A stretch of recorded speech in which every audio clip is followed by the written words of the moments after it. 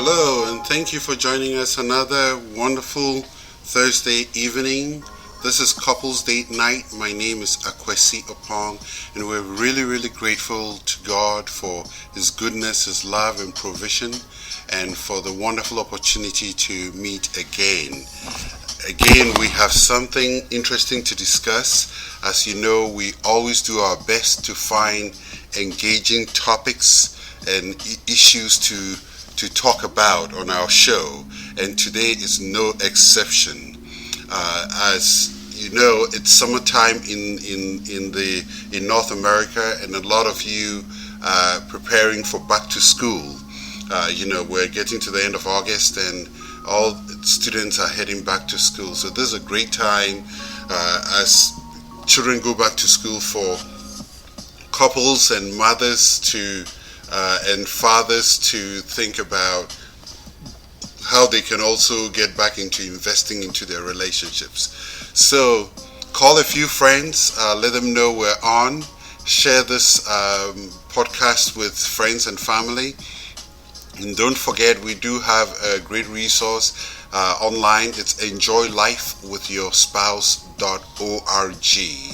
And we hope that you will be able to go there at all times to review the resources we have there. So, we will be right back.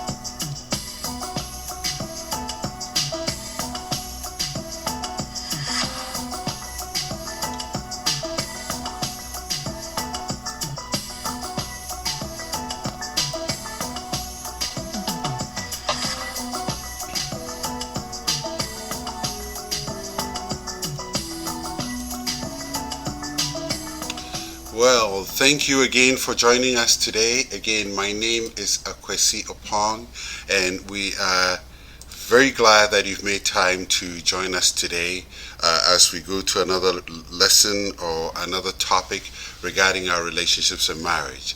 It's important that we keep learning new things, we keep getting new ideas, because as you know, our world and we as individuals, we keep evolving.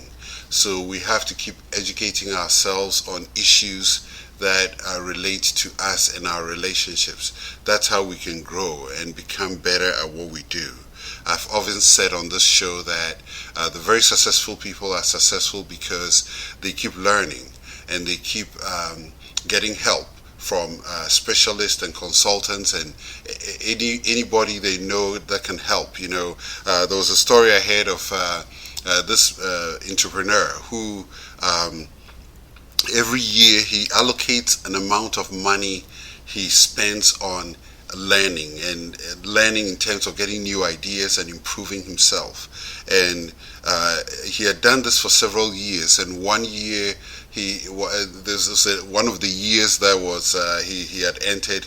He spoke to his accountant. He looked on the spreadsheet and he found out he had over $10,000 set aside just to learn something, and he had gotten to the point where he had learned so much he couldn't even know what next to do.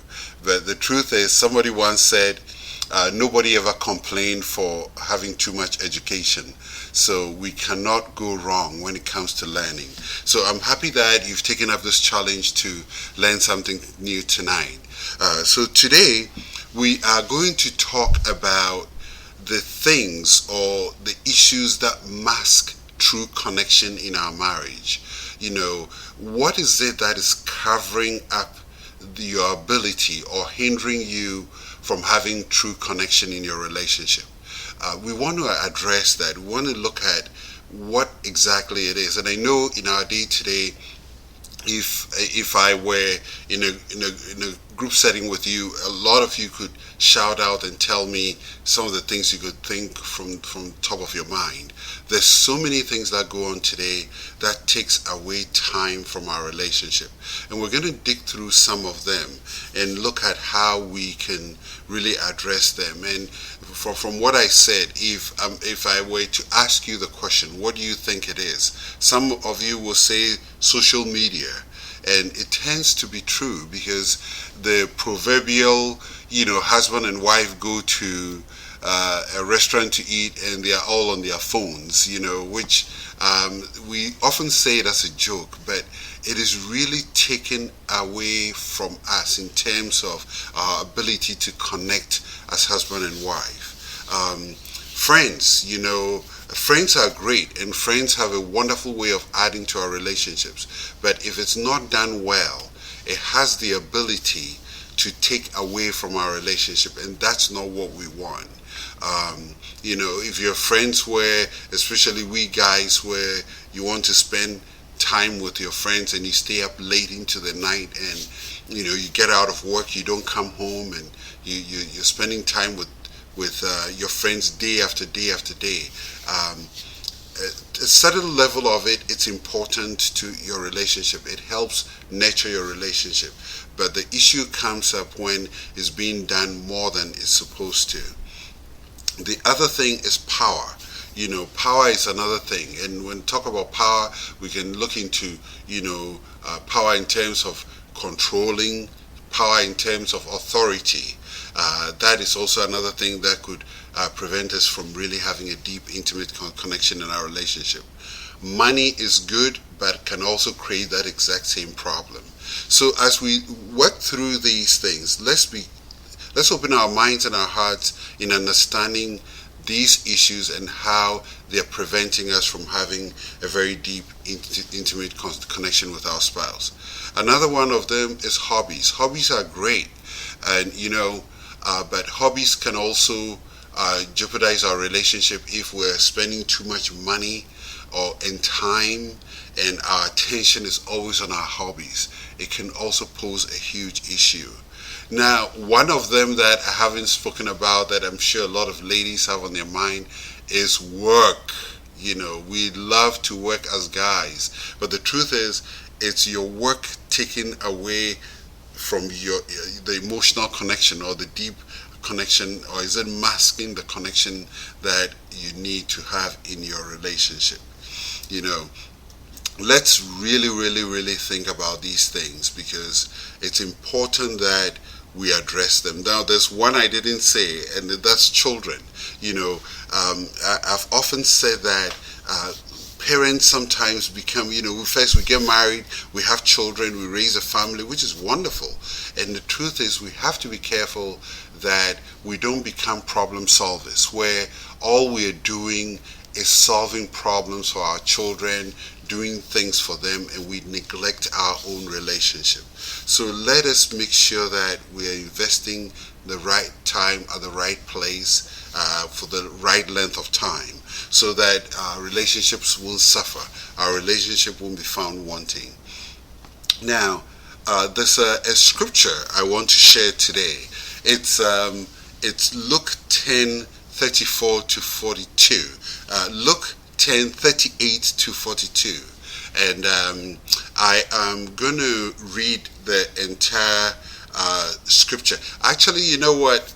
I will read it after we come back from break. But before we go on the break, I'm going to say this, that we're really grateful for all the visits to our website and our social media pages. Want to encourage you to keep coming. We're planning some events coming up in the next several weeks. We will make it available on our website, which is enjoylifewithyourspouse.org. We also have a Facebook page with the same name, Enjoy Life with Your Spouse, and also a YouTube channel. So as we go through this lesson today, I hope that we'll pick up some great lessons as to how we can improve and strengthen the connection and the emotional connection in our relationship. We will be right back.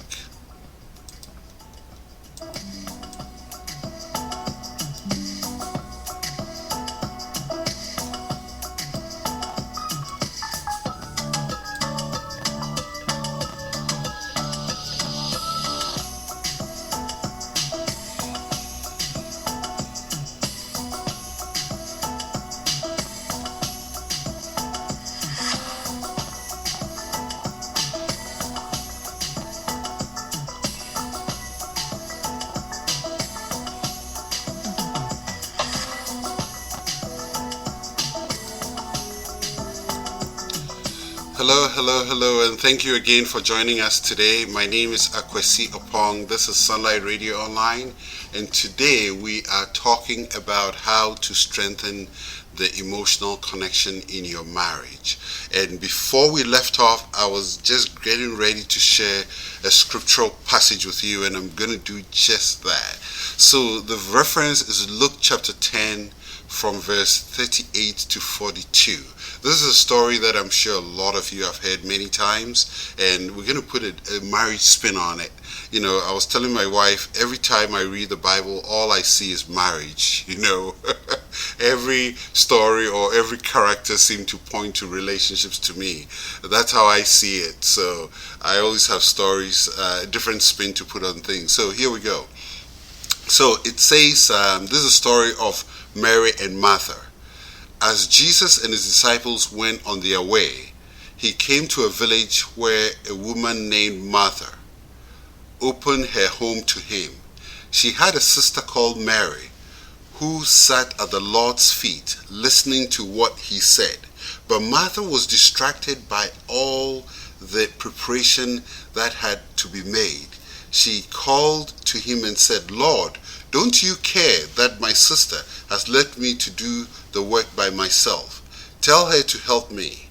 You know, and I think at that point we're all thinking Jesus is going to reprimand, Mary and say, go and help your sister, just get the work done. But listen to what Jesus said. He said, "Martha, Martha," the Lord answered, "you are worried and upset about many things, but few things are needed, or indeed only one. Mary has chosen what is better, and it will not be taken away from her." Now, I want us to read this in the light of marriage, where, Jesus is saying, husbands and wives, you are worried and upset about many things, but few things are needed, and only one. And Mary has chosen what is better, and it will not be taken away from her. And as we know in this context, what Mary chose was connection. What Mary chose was her, being able to relate with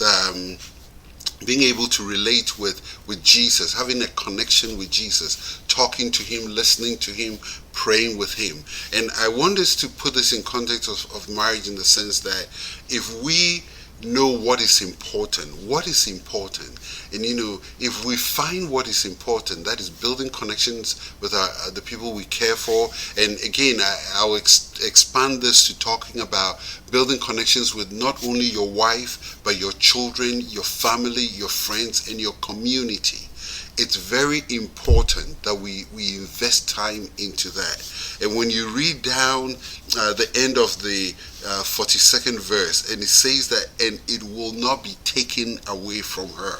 So if we invest in our relationships, if we build connections in our marriages and we strengthen them day after day, it will not be taken away from us. Because when that day comes, when there are challenges, when that day comes when we need strength to get through some issues coming up, this is what is going to help see us through those challenging times and those challenging days. So it's very important that we establish that fact that having deep relationships is very, very important. It's important that we take steps to ensure that we're having a deeper connection with the people we care about. And when I say the people we care about, we start with the people we live with. The Bible says, "Love your neighbor as yourself." And in loving your neighbor, who's your closest neighbor?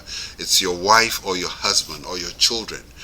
They are your closest neighbors, and we have to make sure that we channel the right energies into investing into things that we can do that can help increase the connections that we have in our relationships. So, having established this, that Jesus himself advocated for us choosing what is important by telling, Martha that what Mary had chosen, what that was building connections, is more important. We're going to look at some of the things that take away from us, some of the things that keep us so busy that we are not able to allocate the right amount of time into our relationships. So I'm going to start by with some resources online, which talks about the site is called Better Together. They have a resource called Ways of Coping with Busyness in Your Marriage. Already I listed a number of things that might be contributing to the busyness, but again, this is going to help shed more light on it. And the first thing that we're going to talk about is that make time for each other. Making time for each other is a key part of this. I can't say this enough. There's a lesson I'm preparing that's titling "The Decisions We Make," and it's about what I'm going to talk about now. That when we say making time for each other, you don't make time for your spouse when you get out of work, or you get home from work. You make time maybe at the beginning of the week, and you ask yourself, what do I want to do this weekend with my spouse? You plan it ahead. We have to be intentional with each other, with our busy schedules, and it is a key part of our a healthy relationship, where we have all kinds of things that stresses us out, that keeps us busy, but being intentional is the key step we need to take in order to make sure that we are investing the right amount of time into our relationships. I often say that very cell phone that sometimes keep us from connecting, we could use a feature on it to make our relationships better. And when I say making time for each other, you can actually get on your cell phone and go to your calendar and put an item on your calendar where it reminds you that once a week, to do something with your spouse. You can have two reminders. One reminds you to do it, and the other one is the actual event. So when it's getting closer, just like we have a calendar at work, I believe that our relationships also deserve time on our calendar. Because as you know, when you go to work and an item is not on your calendar, you never get to it. So let's put things that are important to us on our calendar. It is very, very important, So let us invest in this, and make sure that we can make time. One of the things, I remember my pastor taught a lesson about making time, and he talked about, he allocated time to everything we do in a day, from work to children, to chores, to cleaning, cooking. He allocated time in a 24-hour day to everything. And from his general analysis, we still had 2 hours left in the day that, after we've done everything, watched TV, listened to music, been on our phone, and done all the things that we typically do, according to our pastor's analysis, we still have 2 hours left in a day to invest back into things that mean a lot to us, or those things that we never get time to do. So let's make this a priority, and you soon realize how much time you have. And I'm sure that when we start enjoying connecting with our spouses, we'll be able to do more of it as well. So the next thing on the list is scheduling a date night. I can't say this enough, scheduling a date night. It's so important that we do this. Now, usually when we say scheduling a date night, some will wonder, isn't it the same going out to eat something? That's when we start being creative. We have to learn to be creative when it comes to our date nights. We can't just keep doing the same thing over and over and expect it to make us feel the connection in our relationship. So let's be creative. Let's find ways of doing different things. It's not always going out to eat and taking a stroll, but you can do something interesting like, visit a library in your community, go to the food bank and help give out food. You can serve at your local church. You can find all kinds of organizations doing things in your community and do that as a couple. And one thing that I'll also say is, doing those shared activities are important, but you also need to have time after to talk to each other. You know, whilst movies are great, my only thing about movies is that you have to be careful that you say I went for a date night, but you were watching a screen, you were not connecting. So what I'll say is that after the movie, sit down somewhere with some dessert and talk about it. What do you think about it? What did you like? Get to know your spouse through the movie, or talk about other things that mean something to you. So let's make sure that it's done very well. The next thing I'll talk about is being thoughtful. Being thoughtful, it's basically what it is. Thinking about what can I do, you know, what can I do to make sure that I'm connecting with my spouse? This resource we're using today from Better Together refers to the five love languages, and offers the suggestion that if you know the love language of your spouse, you can use that as a guide, to affirm that. Pick something on it.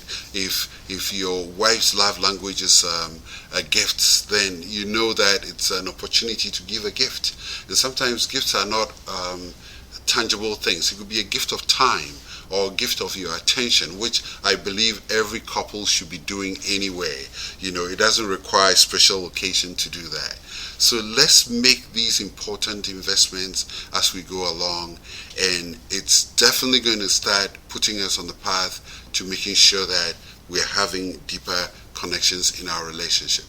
Now, the other thing also is that we have to learn to put the phone down. Putting that phone down. I can't say this enough. That phone is always in our hands, and it's taking out all our attention, and we can't seem to put it all down. But let us make sure let's have time for it. One of my rules is that when I'm with my wife and my phone rings and I have to take it, I ask permission. I say, can I take this call? Or I can just decide that, you know what, I'm not even going to look at it. Sometimes I don't even have the phone in my hands, but my watch tells me what is coming, so I'm able to look at it. But again, tells you the technology buff I am. But anyway, let's make sure that phone is not getting in the way. It's very, very important. There are times let's put it away and have meaningful connections with our spouses. Now, patience is also very important. Being patient through the process, being patient to really have the right time to connect. Patience play a key role in this. So as we walk through this and as we talk through this, let's think of all the ways that we can invest in our relationships to ensure that we are having that deep connection that we also cherish. This is Sunlight Radio Online. My name is Akwesi Opong, and we'll be right back.